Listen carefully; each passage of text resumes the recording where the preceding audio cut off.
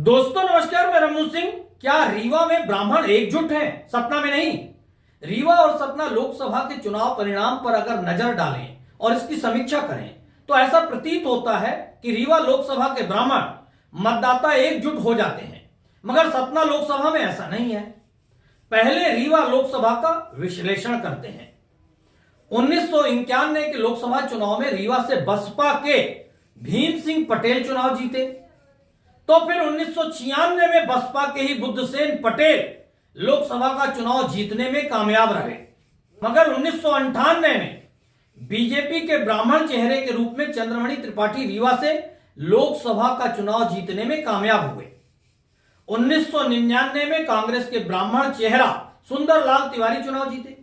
2004 में एक बार फिर चंद्रमणि त्रिपाठी भाजपा से रीवा के सांसद चुने गए।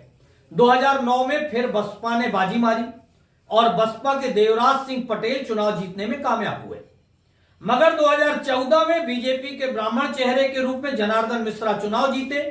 2019 में जनार्दन मिश्रा की जीत हुई, यानी रीवा में बीएसपी प्रत्याशी 3 बार चुनाव जीते। तीनों बार अलग अलग चेहरे जरूर थे, मगर तीनों बार चुनाव जीतने वाले एक ही जाति, एक ही पटेल वर्ग से थे।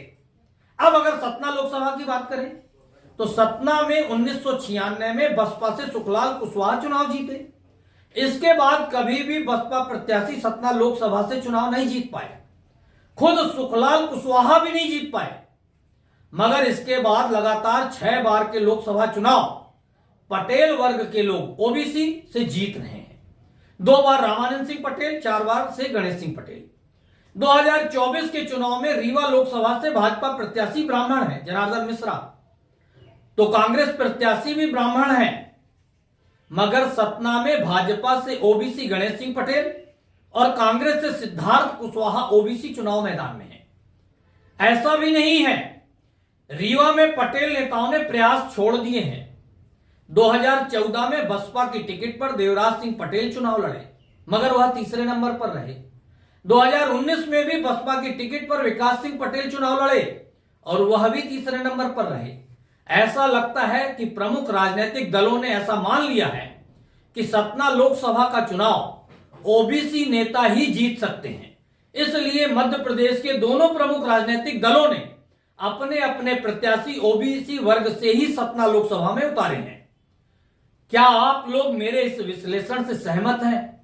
अगर सहमत हैं तो इस खबर को अधिक से अधिक लोगों तक शेयर करने का सहयोग करिए। बहुत बहुत धन्यवाद दोस्तों।